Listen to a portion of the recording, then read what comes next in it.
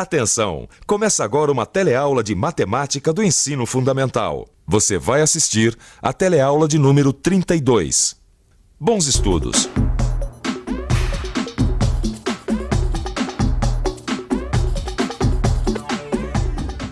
Na aula passada, nós vimos algumas propriedades dos ângulos. Hoje, vamos falar do triângulo, que, como o nome já diz, é uma figura formada por 3 ângulos. O triângulo é uma das figuras mais importantes da geometria. Veja por quê.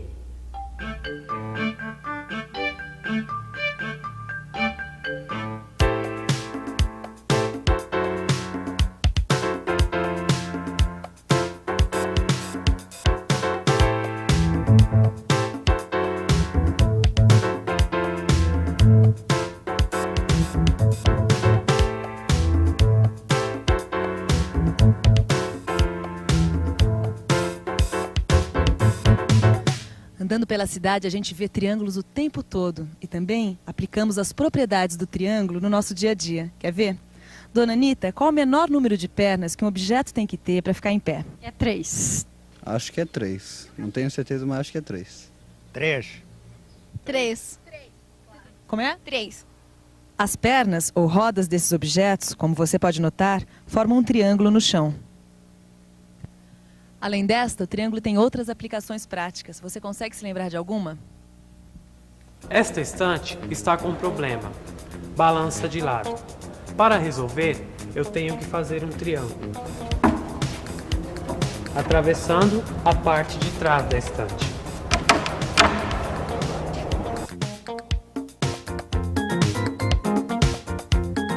Assim, a estante fica firme e não balança mais. Quer saber por quê? Pense um pouco. Vamos pensar um pouco. Ah, descobri! Se mexermos com um quadrado, ele se deforma. O triângulo é rígido. Não se deforma por mais que a gente mexa. Interessante. Quer dizer que o triângulo é um polígono rígido. É. O triângulo tem utilidades que eu nem desconfiava. Polígonos são figuras planas fechadas. Um terreno, o piso de um cômodo, uma peça de quebra-cabeça são exemplos de polígonos. E de onde vinde, senhora Marafona? A essas horas. E com tal tempo. De onde venho? Abra a porta e depois te direi. Sim. Pois podes ir dormir aonde estiveste, ou na rua, se preferes. Não abra a porta a uma sirigaita como tu. Andar sozinha, há 10 horas. Não sei se é impressão, mas parece que eu já sinto a testa mais dura. Não queres abrir? Não abrirei. Não! Olha a faca! Se não abres, vou já enterrá-la em meu coração! Será ela tão idiota a ponto de fazer isso? Vou descer com a vela para ver.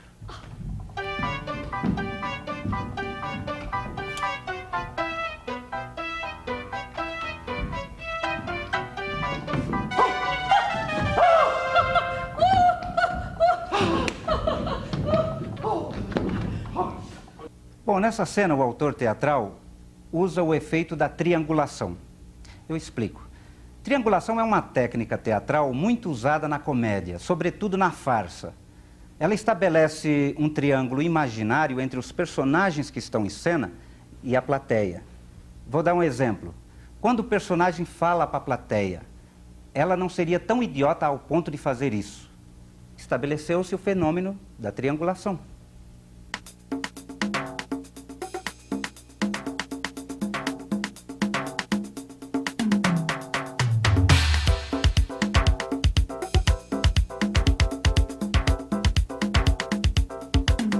Triangulação é uma palavra que a gente também ouve sempre que nós acompanhamos um jogo de futebol pelo rádio ou pela televisão.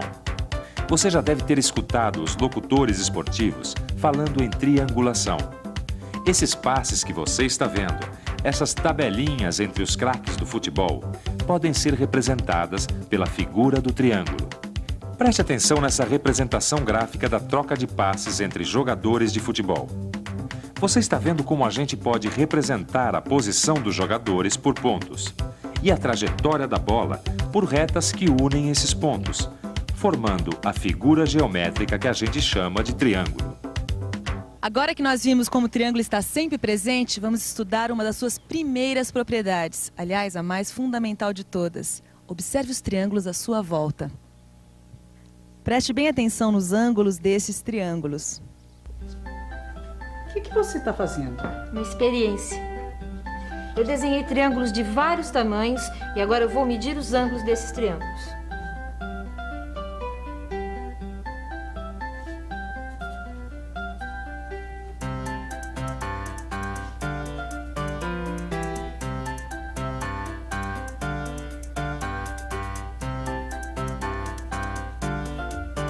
Olha só, triângulos de vários tamanhos com os ângulos medidos. Agora vou somar as medidas de cada um dos ângulos de cada triângulo. 65 graus mais 72 graus mais 43 graus é igual a 180 graus. 90 graus mais 62 graus mais 28 graus é igual a 180 graus. 39 graus mais 116 graus mais 25 graus é igual a 180 graus. Que coisa, né? Quer dizer que em qualquer triângulo a soma dos ângulos é 180 graus sempre? Espera um pouquinho, deixa eu ver uma coisa aqui. Vamos dobrar os triângulos. É isso mesmo. Todas as vezes que a gente junta os ângulos A, B e C, eles formam um ângulo raso de 180 graus. E isto vale para qualquer triângulo, então, verdade? Dá para provar isso? Eu quero dizer assim, cientificamente? Vamos pensar um pouco? Eu já vi, na aula passada, que a gente pode transportar um ângulo para outro lugar. É só termos duas retas paralelas cortadas por uma transversal. Então, se eu traçar por este vértice uma reta paralela ao lado oposto do vértice e comparar com a figura da aula passada, dá para ver que os ângulos ao lado de A são iguais a B e a C. Sim, porque primeiro a transversal vai de A a C. Portanto, o ângulo à direita de A é igual a B. Depois, a transversal vai de A a B. O ângulo da esquerda de A é igual a C. A, B e C formam um ângulo raso. Isso quer dizer que A mais B mais C é igual a 180 graus. Viu só, Cida? Não é à toa que o trabalho de corte e costura é todo baseado na matemática. A gente pode confiar nela, né? Nossa, agora você foi longe, hein? Tá falando isso só porque descobriu que a soma dos ângulos de um triângulo é 180 graus? Ah, não é só por isso. É que quanto mais eu aprendo, mais eu me lembro daquele grego. Aquele grego lá, lembra do comecinho do curso? O Pitágoras. Isso, o Pitágoras. O Pitágoras tinha razão, viu? Tudo na vida pode ser mostrado com números. E você, concorda comigo? E atenção, se liga aí que é hora da revisão. Na aula de hoje, nós vimos que o triângulo é uma das figuras mais importantes da geometria. Nós podemos encontrar formas triangulares em uma porção de objetos que a gente vê todos os dias. E não é só isso. Nós aplicamos as propriedades do triângulo no nosso dia a dia. A gente viu, por exemplo, que qualquer objeto precisa de pelo menos 3 pernas para ficar de pé. E vimos também como as propriedades do triângulo podem ser utilizadas para fazer uma estante ficar firme, sem balançar. Até nos jogos de futebol, a gente ouve falar em triângulos. E o mais importante de tudo que nós aprendemos foi esta propriedade aqui dos triângulos.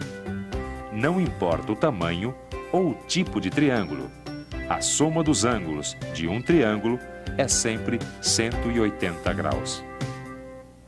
Agora leia o livro e faça os exercícios. Garanto que você ainda vai descobrir que o triângulo está por trás de muitas coisas na nossa vida.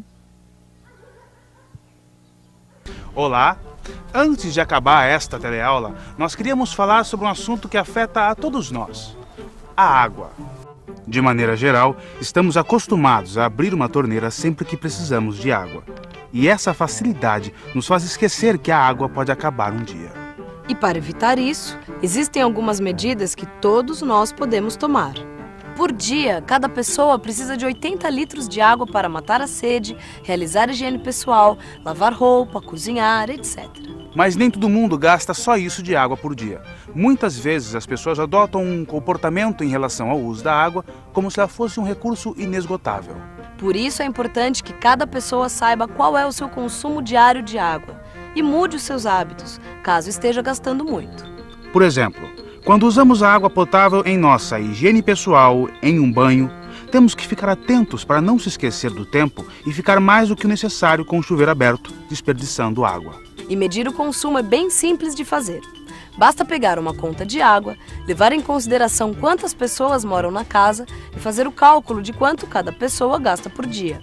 Sem esquecer que cada metro cúbico equivale a 1000 litros. É importante que todos se deem conta de como o desperdício de água que ocorre hoje pode afetar o nosso futuro. Economizar água não é apenas uma maneira de gastar menos com a conta de água, mas é também uma forma de ajudar a diminuir os problemas decorrentes da crescente escassez de água. A água é um problema de todos nós. Vamos fazer a nossa parte.